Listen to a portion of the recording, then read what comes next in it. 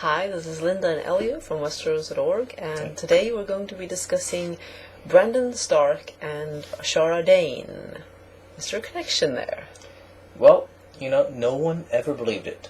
No one ever thought anything like it. There's been a standard theory here that Ned was in love with Ashara Dayne. Yeah, exactly, because it's the first thing we hear about in Catelyn's second chapter, that people talked about the fair Ashara Dayne, and she thought that maybe he was Jon's mother, yes. And she tried to talk to him about it, and he got... Only time she was ever afraid of him in her life, he got cold. Where did you hear that? They never spoke about it in Winterfell again. Yeah. He never said anything any more about it. So there was something there. There was something there, certainly. Yeah. It looked like it. And then in A Storm of Swords, we got the story of the Night of the Laughing Tree from Mira and Jojen Reed, where they, using heraldry and by names, tell this story about what happened at Harrenhal, and it includes this maid with laughing purple eyes who the quiet wolf showed an interest in and wanted to dance with. But he was too shy to do so. Yeah, so the wild wolf went up and asked on his behalf. Now, the maid of the laughing purple eyes is Ashara Dayne. We know that Danes have violet eyes, and this book confirms it, because unknown to anyone, the other thing is Barristan Selmy was in love with her from afar. Very chivalric. I love this detail. And he was, perhaps, it's noted that she danced with various people at the feast, and among them a white sword. Right. And a lot of time we've assumed that was probably her brother, Arthur Dayne, but that being because the Dane arms include the white sword Dawn. And also the King's Guard are called the White Swords, so... It could be him. It could very well be that Barristan, in fact, got. Right, and so... we have that detail that he loved her, and she was, and the other thing we have on Barristan is he thinks, that she had a stillborn daughter. Yeah. And that she killed herself, perhaps for the daughter had died, and I mean, Cersei brings up this to... Ashara as well, yes. To Ned as well. Why did she kill herself? Was it because, the brother you killed, in Arthur Dayne, at the Tower of Joy, or the child you stole? Referring to Jon Snow, because obviously... Yeah. It's a common notion in the South Ned went to Starfall and came away there. He brought, we think, Dawn back after killing Arthur Dayne. Certainly. And then left with the baby. Yeah. Seems to be the story. So that's the story, that's what everyone accepts. But then we learn, first, the thing that triggered it for me is we've heard from Lady Dustin about Brandon. We knew he was the wild wolf in the story, but we hadn't quite understand. Yeah, because... We assume that Ned was a fairly representative Stark. Yeah. And maybe that's not it. Brandon deflowered Lady Dustin. It wasn't like he raped her. It was obviously consensual, but she said... He had a lot of women, it sounds like. Well, I don't know if I would say a lot of women, but we can't say. But he sounds like he certainly wouldn't have had a problem with it. I keep thinking of comparing him to how Theon acted in A Game of Thrones and Clash of Kings of Women. Yeah. A womanizer he's the heir of a great lord, he's handsome, he's tall, he's the best sword of the Stark brothers, he's a skilled lance, he has everything. Clearly has a temper, considering that what eventually gets him and his father killed is that he writes the King's Landing and shouts for Rhaegar to come out and die. So certainly we have all that. She also really loves blood on his sword, and she refers to his manhood, I guess. But also killing people. Both swords, yes. And then we have Barristan say, perhaps for the brother was killed, I think, as well, or something, and for a child that died, a stillborn daughter, alleged stillborn daughter died, and perhaps also for the Stark who dishonored her.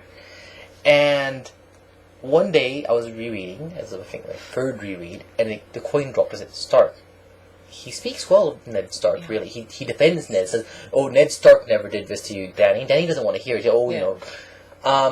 So, and there's nothing in his thoughts that suggests he has anything against Ned. And yet, we're supposed to believe that Ned... And here he also thinks just Stark. Yes, just Stark. We're supposed to think that, surely he'd have something against Ned if the woman he loved, Ashara, died because of him. Yeah. But what if it was Brandon? Yeah. Who went up perhaps to ask Ashara to dance on Ned's behalf, but maybe she, I guess she did, Yeah, sure. But she thought that the older brother was the more interesting. Certainly, Catelyn says that he was taller, more handsome, more charismatic. Yeah. Very likely to have appealed more to Ashara. Very true. And we have all these details, and Now, what does this do? Well, it's certainly for the deal confusion. It adds certainly a lot of pathos, I think, for Ned. I mean, here he is. Because, well, what happened at Harrow? Well, let's say Brandon and Ashara became an item. Yeah. They had sex. Maybe she got pregnant. He's about to get married to Catelyn Tully. Yeah. This is a big deal. This is something that could be, and it's in the Riverlands as well. It could be seen as a very disrespectful, very inappropriate. Rickard could be angry. The Tullys could be angry. It could be a big deal. What if, to cover up, Ned claims that it's him? Do you think that fits him?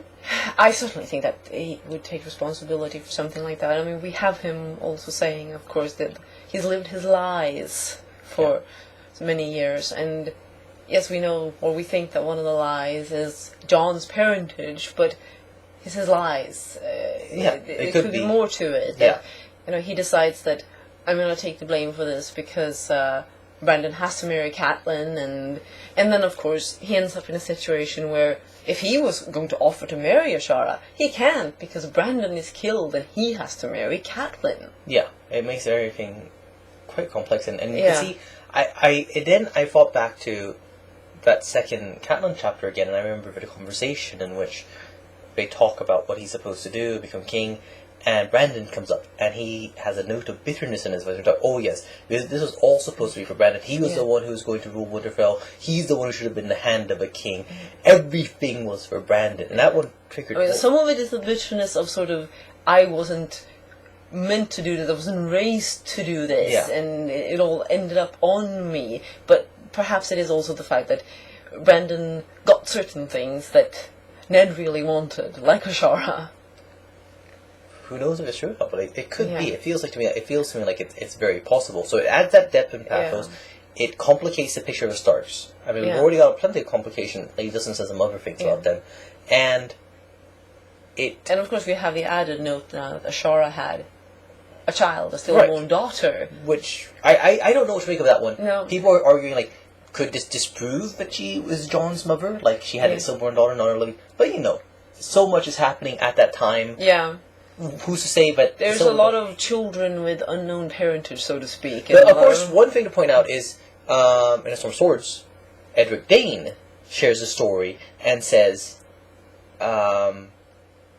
he shared in Starfall. He told the same story. Ned and Ashara. But of course, if you go to the fact that he's named Ned, we don't know. I mean, now the thing is, it's difficult to take this. Is this just because he decided to offer to help out or whatever? But we have to think about the fact that Dorne has different opinions about premarital sex and all these things. No, it's true. So when Barristan says that Stark dishonored Ashara, I'm not sure she felt dishonored necessarily. Oh no, absolutely. I don't know if it was a rape situation or. No, I don't think so at all. It's Barristan. I mean, Barristan is a very morally upright. He would have issues with it. He would feel that Brandon took advantage of her and seduced her. Yeah. But Ashara probably didn't share that opinion, because if she kills herself, it is perhaps out of grief because Brandon has been murdered. Yeah. Now, of course, there's a whole timeline issue, which people have kind of pointed out, because Harrenhal happens at least probably 6 months to a year before the war. Yeah. If she conceived then, this child would have been stillborn, allegedly. I mean, while the war was still going on, why wait that long? They suggest maybe Arthur Dayne's death also had a contributing factor. If of course she actually killed herself. Yeah, of course yes. One can have loony theories, such as Ashara Dayne is crazy. Yeah, it is known. It is known. Okay, and on that thought, we'll leave you and on to the next video. Thanks. Bye.